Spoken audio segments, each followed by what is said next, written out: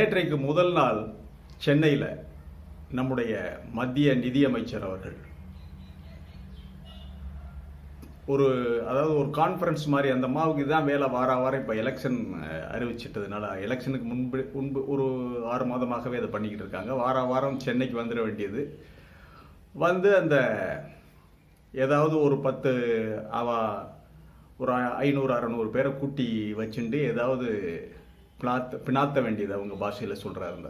அந்த மாதிரி நேற்றைக்கு முதல் நாள் பேசிய கூட்டத்தில் 2 விஷயம் சொல்லியிருக்காங்க. 1, 10 வருஷம் கரப்ஷன் இல்லாத ஆட்சி மோடியுடைய ஆட்சி. 2, திமுகவை கழுதைக்கு ஒப்பிட்டு பேசியிருக்காங்க. அதை பற்றி தான் இப்பொழுது பார்க்க இருக்கிறோம். நீங்கள் இந்த காணொலியை பார்த்துட்டு வாங்க, அதன் பிறகு பேசுவோம்.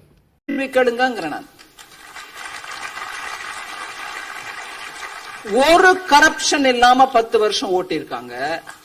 அதுக்கு முன்னாடி 10 வருஷத்துல டெய்லி ஒரு கரப்ஷன் வந்துட்டு இருந்தது. அப்பவும் கேள்வி கேட்க காணொலியை பார்த்திருப்பீர்கள். இது பேச்சுரிமை சேனல் வாய்ஸ் ஆஃப் தமிழ் வழங்குகிறது. சேனல் சப்ஸ்கிரைப் பண்ணிட்டு மறக்காம பெல் பட்டன் அழுத்துங்க. கமெண்ட் செய்யுங்கள், ஷேர் செய்யுங்கள், பிடித்திருந்தால் லைக் செய்யுங்கள். நிகழ்ச்சியை பார்க்கலாம்.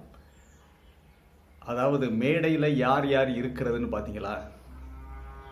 திரு டிடிவி தினகரன் இரட்டை இலையை ஆட்டையை போடும் முயற்சியில் சுகேஷ் அவர்களுக்கு 50 கோடியோ 100 கோடியோ பேரம் பேசி திகார் ஜெயிலுக்கு உள்ள போனார்ல, பிடிச்சி வச்சதே இந்த மாமி ஆட்சி தான். திகார் ஜெயிலில் பிடிச்சி வச்சவனை கூவி கொண்டாந்து மேடையில் வச்சுக்கிட்டு இருக்காங்கடா. அது ஒரு வெக்கம் இல்லையா? மான ரோஷம் இல்லையா? மக்களுடைய மறதி மேலே அவ்வளவு நம்பிக்கையா? நாங்கள் தான் இருக்கிறோம்ல ஞாபகப்படுத்துறதுக்கு. அப்புறம் பக்கத்தில் வழக்கம் போல் பாண்டே, இந்த மாதிரி ஆளுகளுக்கெல்லாம் சான்றிதழ் கொடுப்பவர், ஏதாவது பூசி மெழுகி இது பண்ணவர். அந்த டிடிவியை பற்றி சொல்ல தேவையில்லை. ஏன்னா அவர் மூளையாக செயல்பட்டவர். லண்டனில் ஹோட்டல் இருக்குது. மன்னார்குடியிலேருந்து புறப்பட்டு வரும்போது மஞ்சப்பையோடு தான் வந்தார். அப்புறம் லண்டன் ஹோட்டல் வாங்கினார். பல்வேறு இடங்களில் சொத்து பத்துக்கள் இருக்குது, மால்கள் எவ்வளோ இருக்குது. பல 100 கோடி இல்லை 1000 கோடிக்கு மேலே தேருங்கிறாங்க.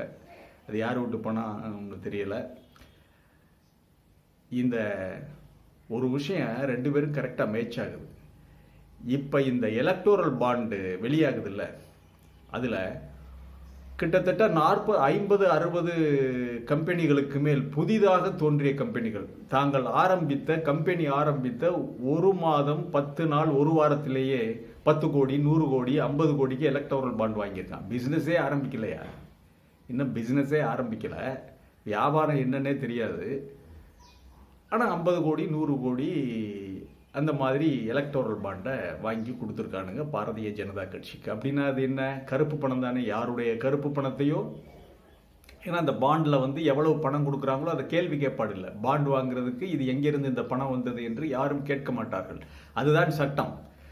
அப்போ யாருடைய கருப்பு பணத்தையோ வெள்ளையாக்குறதுக்காக, அதை பதுங்கி இருந்த கருப்பு பணத்தை வெள்ளையாக்குறதுக்காக அந்த எலக்டோரல் பாண்ட். அது அரசியல் கட்சிக்கு கொடுத்தால் அது வெள்ளை பணம், நல்ல பணம். ஒரு 50-60 கம்பெனி இப்படி. இதே கதையத்தாயா ஜெயலலிதா படுனாங்க. மேட்ச் ஆகுதா? ஒருத்தர் கேட்குறாரு, யார் தெரியுமா? நம்ம டி குன்ஹா ஜெயிலில் தூக்கி போட்டு கழுதிங்க வச்சார்ல, இவர்களுடைய சொந்த ஜுருத்துக்கள், உடன்பிறப்பு, புரட்சி தலைவி அம்மாவெல்லாம் தூக்கி வச்சு உள்ளே போட்டு கழுதிங்க வச்சார்ல, அந்த குன்ஹா தான் கேட்குறாரு, என்னையா 45 கம்பெனியில் டெய்லி பணம் போட்டுக்கிட்டே இருந்திருக்கிறீங்க. ஆனால் அந்த கம்பெனியினுடைய பிஸ்னஸ் என்ன, வரவு செலவு என்ன, செலவு என்ன, தேய்மானம் என்ன, வரவுக்கு பின் நிகர லாபம் எவ்வளவு, இன்கம் டேக்ஸ் கொடுத்தது எவ்வளவு, இது எந்த ஒரு இதுக்குமே கிடையாதையா. கம்பெனின்னு ஒரு பேர் இருக்கு, ஆனால் பணம் போட்டுக்கிட்டே இருந்திருக்கிறீங்க அப்படின்னு சொல்லி கேட்டார். அதே கதை தான் இவங்களும் பண்ணியிருக்காங்க. அப்போ 2 பேரும் பங்காளிகள் தான், கூட்டுக்களவாணிகள். 2வது இதிலிருந்து அவங்க தெரிஞ்சுக்கிட்டு இருக்காங்க எப்படியெல்லாம் பண்ணலாம் அப்படின்னு சொல்லி. ஏற்கனவே தினகரன் குரூப் வந்து வழிகாட்டிருச்சுல, அதனால் அந்த பாசத்தில் வேண்டுமானாலும் தங்களுக்கு வழிகாட்டிய ஒரு நபருங்கிற, ஒரு கட்சியினுடைய ஒரு தலைவருங்கிற முறையில் கூப்பிட்டுருக்கலாம்.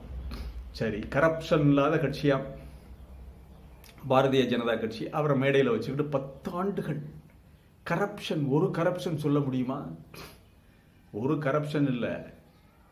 கரப்ஷன் இல்லாத நாள் எதுன்னு நீங்க சொல்ல முடியுமா? கரப்ட் பண்ணாத நாட்கள். கர்நாடகாவில் 15 எம்எல்ஏ விலக்கி வாங்கினீங்களே, அது எந்த பணம்?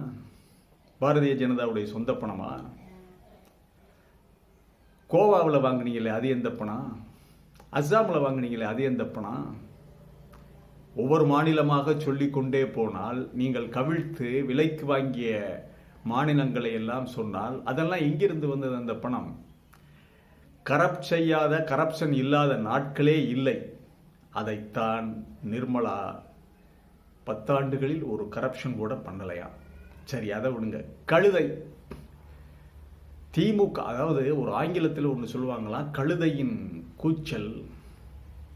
திமுகவை சுட்டிக்காட்டி 2 அமைச்சர்கள் உள்ளே போய்விட்டார்கள், ஊழல் கட்சி என்று சொல்லுகின்ற நீங்கள், நிர்மலா கழுதைக்கு இணையாக திமுகவை ஒப்பிட்டது சரி, பரவாயில்ல. கழுதை இல்லாமல் இந்த உலகில் மிகப்பெரிய வணிகமே நடக்கலையா? என்ன தெரியுமா? உப்பு. ஐரோப்பாவுக்கு அரபு நாடுகளிலிருந்து, ஆப்பிரிக்காவிலிருந்து உப்பு எப்படி தெரியுமா கொண்டு போனாங்க? கழுதைகள் தான் அந்த காலத்தில். ஏன்? அக்ரஹாரத்துக்கே உப்பு கொண்டு வந்தது கழுதை தானே. கழுதையிலே தானே பொதிகளை ஏற்றி, உப்பு பொதியை ஏற்றி கொண்டு வந்து அக்ரஹாரத்து வீதிகளிலே விற்றார்கள். அந்த உப்பை வாங்கி உப்பை போட்டு சாப்பிட்டே இல்லை, அந்த உப்பு தானே வாங்கி போட்டு சாப்பிட்ட. உன்னுடைய துணிகளை எல்லாம் வெளுப்பதற்கு அந்த கூலி தொழிலாளர்கள் கழுதையில ஏற்றித்தானே பொதியை கொண்டு செல்வார்கள். கழுதை தாங்க ஒரு வாய்ப்பு, அதாவது அவ்வளவு ஒரு இதில்லாத, ஒரு கேட்பாரற்ற, பொருட்படுத்தாத ஒரு விலங்கினம் கழுதை. அமைதியாக, அதற்கு அவ்வளவு உணவு கூட தேவையில்லை, கொடுக்கறதில்லை. அமைதியாக ஏற்றுகின்ற பொதிகளை எல்லாம் தாங்கி செல்லுகிற அளவிற்கு முதுகெலும்பும் வைராக்கியம் மிக்க கழுதையை திமுகவோடு ஒப்பிட்டிருக்கிறார் இந்த நிர்மலா சீதாராமன், மத்திய நிதியமைச்சர். சரி, பொறுமையான கழுதை இன்னொன்றையும் செய்யும். அமைதியை இழந்து விட்டால் கழுதை என்ன தெரியுமா செய்யும்? கழுதையினுடைய உதையை வாங்கி இருக்கிறீர்களா?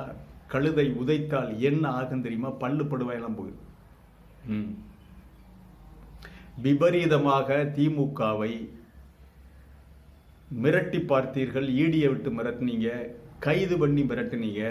இப்பொழுது கழுதை என்று விமர்சித்திருக்கிறார் நிர்மலா சீதாராமன். கழுதை உதைக்கின்ற காலம் வரும். கழுதையிடம் உதை வாங்கினால்தான் உங்களுக்கெல்லாம் புத்தி வரும். பொறுமையாக போய்கின்றிருக்கின்ற திராவிட முன்னேற்ற கழக அரசு பின்னங்காலிலே விட்டால் பிடரியில் இடிபட ஓட வேண்டியதுதான் பாரதிய ஜனதா கட்சி. அது நிச்சயம் நடக்கும். இன்று பாரத் ஜோடோ யாத்திரையுடைய நிறைவு நடந்தேறியிருக்கிறது பாம்பேயில். அதை பற்றிய காணொளிகளை இன்றே வெளியிடுகிறோம். ஆகவே இதோடு இந்த காணொளியை நிறைவு செய்கிறேன். இந்த செய்தியோடு மீண்டும் ஒரு காணொளியிலே உங்களை சந்திக்கிறேன். இது வாய்ஸ் ஆஃப் தமிழ் வழங்கும் பேச்சுரிமை சேனல். மறக்காமல் சப்ஸ்கிரைப் பண்ணிட்டு பெல் பட்டன் அழுத்துங்க. கமெண்ட் செய்யுங்கள், ஷேர் செய்யுங்கள், பிடித்திருந்தால் லைக் செய்யுங்கள். நன்றி, வணக்கம்.